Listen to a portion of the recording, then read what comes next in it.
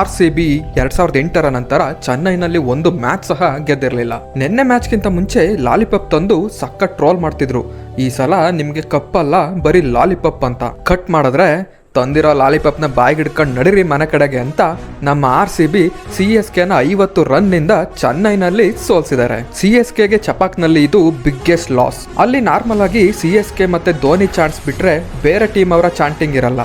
But ನಿನ್ನೆ ತುಂಬಾ ಸರಿ ಧೋನಿ ಮುಂದೆನೆ RCB ಚಾನ್ಸ್ ಕೇಳಿಸಿತ್ತು. ಇನ್ಫ್ಯಾಕ್ಟ್ CSK ಚಾಂಟ್ ನ ಡಾಮಿನೇಟ್ ಮಾಡಿದ್ರು ನಮ್ಮ ಲಾಯಲ್ ಫ್ಯಾನ್ಸ್.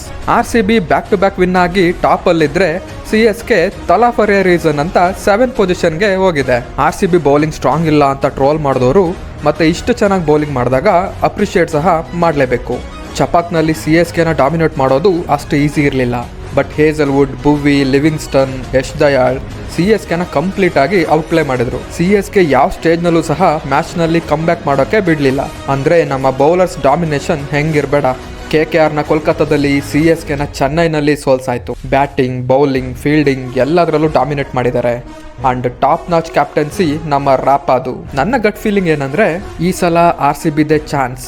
ನಂಬರ್ 18ಗೆ 18th ಇಯರ್ ಗಿಫ್ಟ್ ಕೊಟ್ಟೆ ಕೊಡ್ತಾರೆ. ನಿಮ್ಗೆ ಏನನ್ಸುತ್ತೆ ಕಮೆಂಟ್ ಮಾಡಿ.